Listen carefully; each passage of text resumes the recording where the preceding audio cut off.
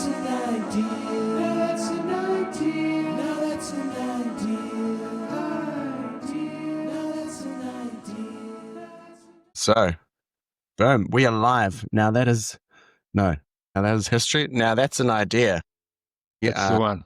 We're live. That's what I signed up for. Not the other one. We are here with Mr. Scott Casley, the president of the Gisborne Radio Club. Have you heard of the Gisborne Radio Club before? Maybe not. You're about to. Scott Casley, how are you? Can you tell us how you're doing, where you are, who you are, and what's going on today? Why are we here? Sure. Yeah, I'm not exactly sure why you would want to talk to me about this, but you've asked me, so here I am. Gisborne Radio Club, it used to be called the Gisborne Amateur Radio Club. We just changed it recently, and we're really rebuilding the club. It has been in decline for many years, but with the advent of Cyclone Gabriel and a few other rain or weather events, there's been a renewed interest in radio as a means of communication when all other networks fail. And that's the reason I got into it pretty much. Yes. So when did you join? 23. Yeah. And you're already president. Yeah, I think with clubs these days, Jack, you got to realize that it's the slowest person usually ends up in the committee, the very slowest person ends up as the president or the secretary.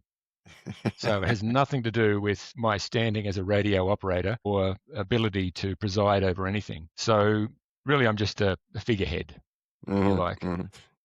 So, I turn up to meetings. And the other thing is we use a tech room here at EIT because I'm at work, obviously, on a break at the moment. And we have a memorandum of understanding with EIT that allows us to use what's called our tech room as our radio room. And we've actually put an antenna on the roof of EIT here. So it's quite two antennas actually, what's called an HF antenna for long distance communication and also a VHF antenna for local communication. And we have our meetings here, we do workshops here, and it's a general place to meet and use as a hub for the club. So that's been really good. But you're not playing music here, are you? This is not a music radio station. No, this is not a broadcast station. So back in the day, I used to run a low power FM station called Alt FM, which I don't know if you remember that. Some people listening into this podcast maybe remember Alt FM.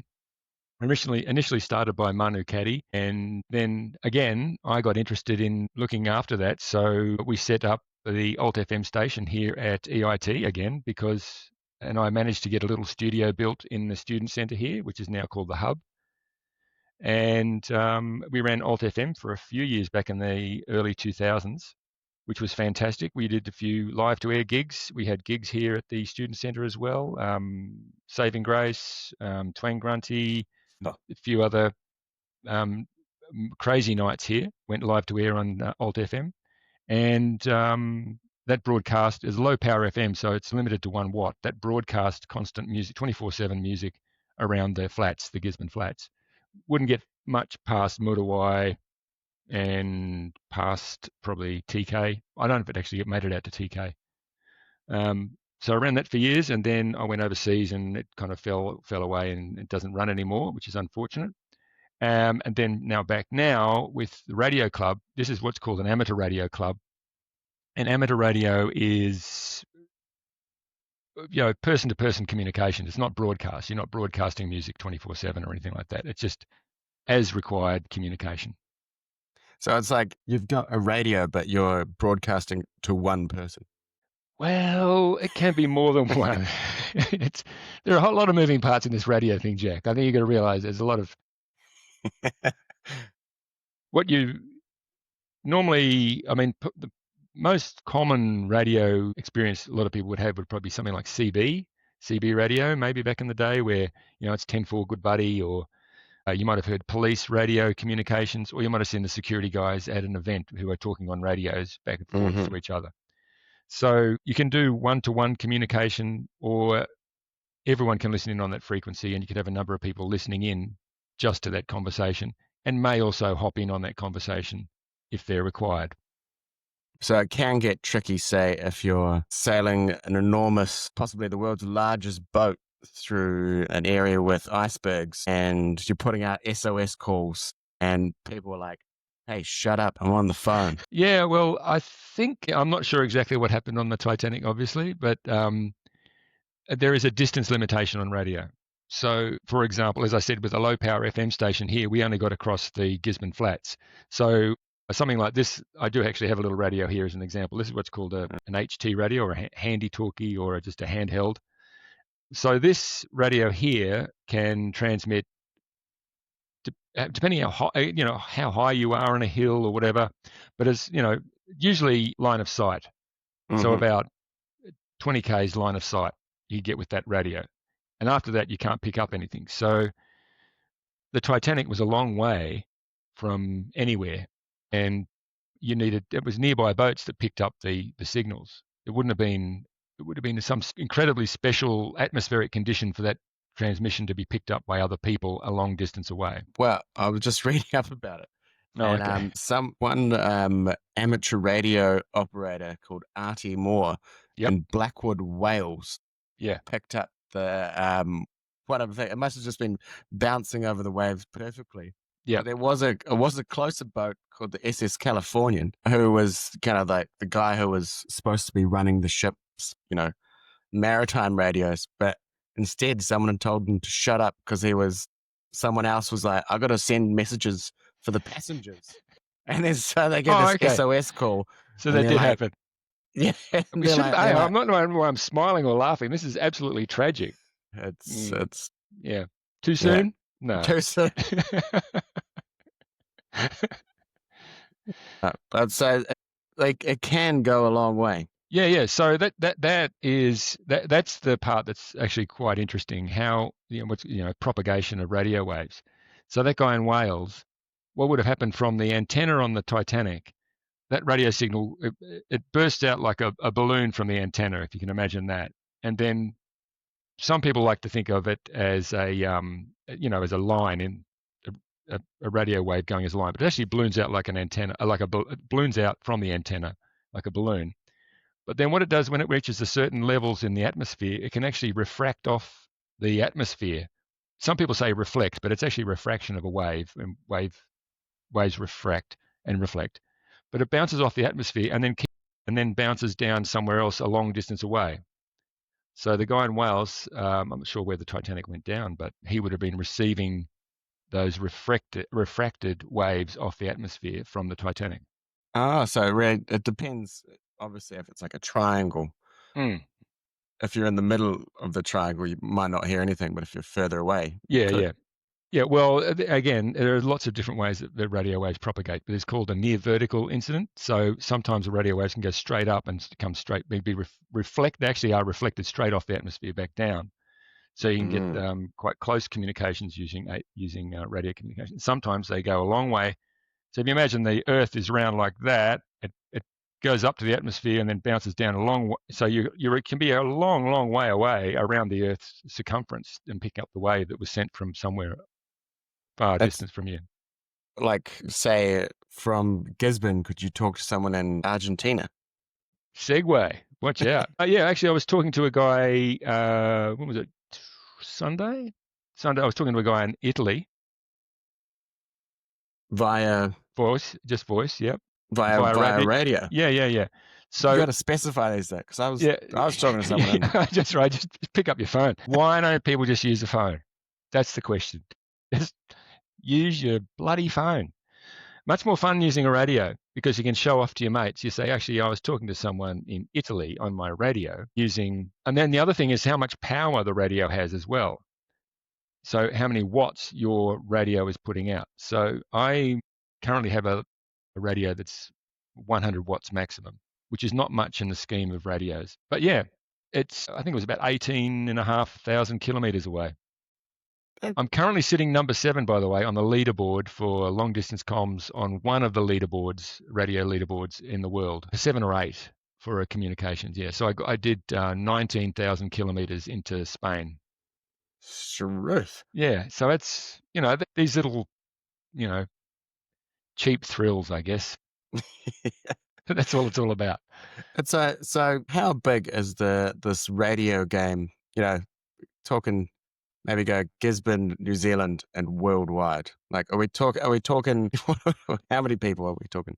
Well, in our Facebook page or our Facebook group, which is a private Facebook group for the Gisborne Radio Club, we've got about 150 members on that page, and we've got about 40 paid members in the club, just in Gisborne alone. Worldwide, there's hundreds of thousands of radio operators, and the thing is, you have to be licensed to do what we do as well. So that's the other thing that people, we don't just pick up a radio and start talking. You actually have to do an exam and pass a test and get given a license by a group called NZART, which is the New Zealand Association of Radio Transmitters. And they issue out licenses to be a licensed operator. And once you've got that license, you can use a radio, basically. But there's hundreds of thousands of radio operators. America, the US, like they're the biggest operators of all. They've got probably the largest highest number of operators. Speaking of US ham operators, we've got Priscilla Presley, Marlon Brando. Yep.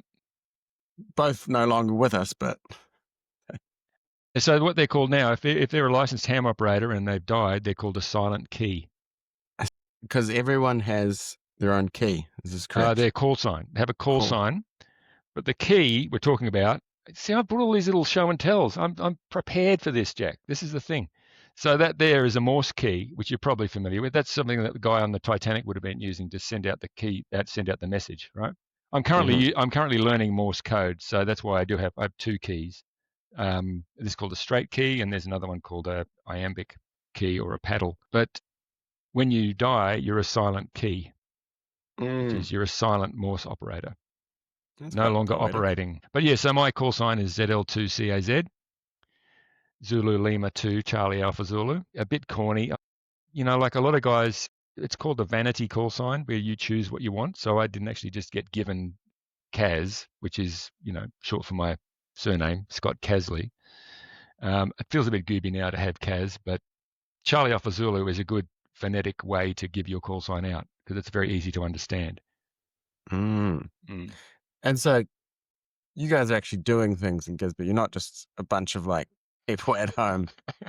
You're involved in rescues and stuff like that. Correct. Is this correct? Yeah. So there's a group called the Amateur Radio Emergency Communications Group of New Zealand, and we work with Landsar and the police to provide radio support for search and rescue. And we also work with emergency management, or civil defence as it used to be called, to provide radio support in case of a civil emergency. Because there's cases when radio is just far superior to, in Cyclone Gabrielle, there was, cell towers going out and things like that. And correct. All of a sudden, radio is this amazing cockroach that just will not die. And it's somehow getting stronger, and you spray it with more of these chemicals, and it's like, I don't feel the chemicals anymore. It's like, what doesn't kill us makes us stronger. This is what you got to realize. Yeah. So the thing with radio is it's analog, right? So we can actually run regular exercises or just practices where we use our battery and solar backups to send messages to each other and also out of the district. So we're more prepared now than we were during Gabriel. Certainly, our capacity now is much greater than it was in Gabriel. So what we can do now is we're working on some sorts of standard operating procedures or ways to get this out there. But if we do have another major weather event like Gabriel, we will be able to set up stations where people can come and get welfare messages out of the district via radio. Now, the thing that complicates this a little bit is a lot of people are getting Starlink devices. So Starlink, I imagine, will still operate unless we get a solar storm, but let's not talk about that.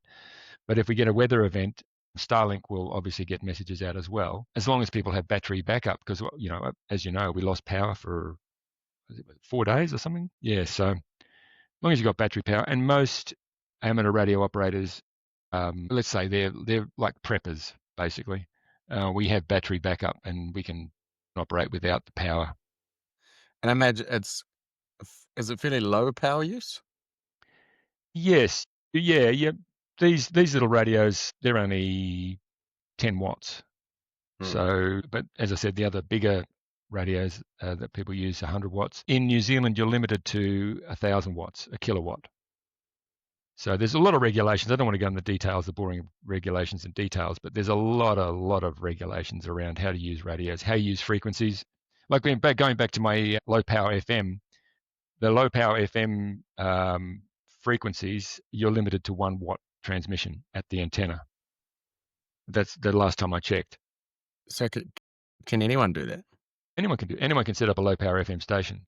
There could be a Jack Marshall radio station in Gisborne, and I encourage you to set one up. The transmitters are about, I'm probably on AliExpress, you can get them a lot cheaper now. When I bought mine, I bought it from a Spanish vendor, and it was about $500 for the transmitter device. And then you've got to have a mixing desk and a computer with all your music on it, blah, blah, blah. It's very similar to what you got set up there with that microphone. And then you've got to have an antenna. And Laurie Colvin, who's been a fantastic supporter of our radio station, so shout out to Laurie and the team up there. He donated an antenna for that low power FM station as well. And he does a lot of support for our club as well. Is that what, Smash FM? Are they on a one? That's a low power FM. Yep. Actually, I don't know what Daryl did there. Shout out to Daz. Yeah, so they may have a different thing. And Switch was a low power FM. So Andy set up Switch FM on low power. I mean, there used to be guys that used to drive around New Zealand in these cars with little antennas in the roofs and do power tests. So they'd see if there's any amateur radio operators working outside the power limitations of what they're supposed to be doing. It's hilarious. There's a great photo. I can't remember where I saw it, but there's an antenna on the roof of this old Holden station wagon, and it has a handle inside, and the guy can drive around and sort of direct the antenna to a pickup station. Very funny. They're actually called radio inspectors, and they used to be based out of the post office, I think. Sort of grabbing at minor information that I know there, sketchy information. But I mean, this is what's so fascinating about how much the world has changed in such a short amount of time, is that the government used to own like all radio. There was just like, how many radio stations were there? Like just RNZ? Well, no, there's one in every town. In fact, little piece of history, Gisborne had one of the first radio stations in New Zealand. Really? Yeah. Yep. God, I can't remember. I should have written it down before this. Yeah. They were way ahead of their time. And that Argentinian segue that we missed before, that was the longest in 1924, was the longest distance ever achieved for a radio communication at the time, 1926. The guy here in New Zealand, Ivan O'Meara, used his Morse key and his station and connected to a guy, Carlos Braggio, in Argentina. And 10,000 kilometers at the time, I mentioned before 18,000 kilometers. That's as far as you can go around the Earth, right? You see, I think it's about 19,000 from very far North America to Antarctica. That's the kind of longest distance you can go. But around, obviously, you can only go halfway, and it's the same distance both ways. You know what I mean? And you recreate this chat with the Argentinians We family did. 100 years on? Yeah. So, what was it? Yeah, last May 2024, we contacted the Argentina, Radio Argentina, the main radio club in Buenos Aires, and talked to the guys there, good bunch of guys, and we set up a morning here at our club. We did a Zoom call with them. A Zoom call? We did a Zoom, we did a Zoom, but that was on the weekend. Hang in there, stay with me. The Wednesday before we caught up with them, or the two clubs basically meeting on a video call. I spoke to, I haven't got his name in front of me, but I spoke to him on radio on the actual day and time that Ivan and Carlos were talking via Morse code back in the day, but we spoke via voice. Because the thing is, we don't have any Morse operators anymore. That's the reason I'm learning Morse code myself, is because I think it needs to be, some of us need to actually know Morse code, surely. And it's a fantastic experience, I tell you. You've learned another language, right? You've probably learned multiple languages, being the international man of mystery that you are. I would say I've tried. I'm trying. Right. Okay. So Morse is I don't know if you've got time to talk about these things, Jack, but Morse code We've got we got tons of time. Morse code is it's a code. So people think of it like a language, but it's a code, right? You never actually read Morse code. It's not like a written language, right? It's only heard. So it's this ephemeral thing that you just hear and then translate into text. So you hear these dits and dars that are produced by the key. The human hears that and then converts that into text, or gets given a message and then converts it into dits and dars on this. So there's never actually anything written down in Morse code. And people say dots and dashes. That's in Morse world, that's not how you say. You call them dits and dars. It's quite an interesting thing. What you end up doing, I play music and I play drums. It's very percussive, obviously, because you got to stay in time the whole time. So I'm finding it fascinating. I'm hearing, rhythms and beats and almost like melodies in the language or the code. But yeah, is it loud enough to give us a I should have reckon you brought could the do like encoder along. an SOS? Well, I can do that. I can do that by voice. That's dit dit dit da da da dit dit dit. So that's SOS. So That's S is dit dit dit and O is. So what's Jack? Jack would be dit da da da da da dit da dit. What's K? Da dit da. Yeah. So that's Jack. Oh, I quite like. Yeah. And so, just another little thing, if you learn Morse code and you're ever taken hostage and they do a video of you and get you to say everything's okay, you can blink out Morse code telling them that you're not okay, which is what happened to, I think it was a Vietnam pilot or something got caught and he blinked the Morse code saying, I'm not okay. I'm saying I'm okay. I think he blinked torture or something like torture, that. that's right. Yeah. You got to be pretty good to be able to speak and do Morse code. And for them not to notice. Yeah, they're just like, man, this guy's You're right, the humidity is not going well. You get something in your eye? What's going on? Anyway, there you go. There you go. Morse code. Yeah, bring it back. Absolutely. Yeah, forget about texting and all that sort of stuff and, Morse code. Bits and dars.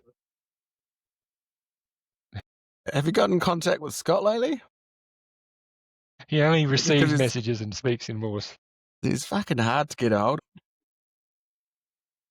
Yeah. Well, my mates are saying that, like now I've moved into doing this radio stuff.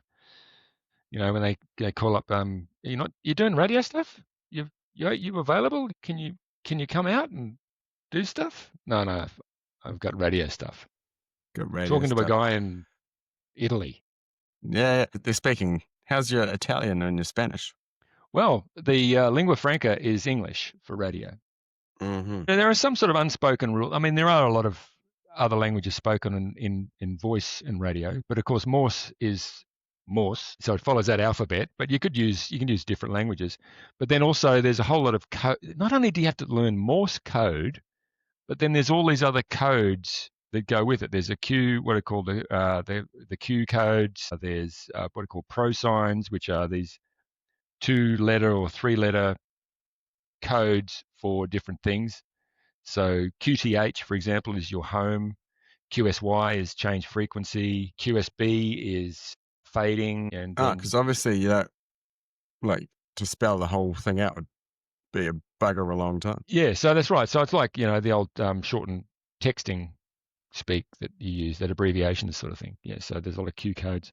Now the other rules is the rule I like, and I think you'll like this too, is when you're talking on radio, when you're chatting to people from all around the world, there's an unwritten rule or law that you don't mention religion or politics, which I like, because that could lead to a lot of problems.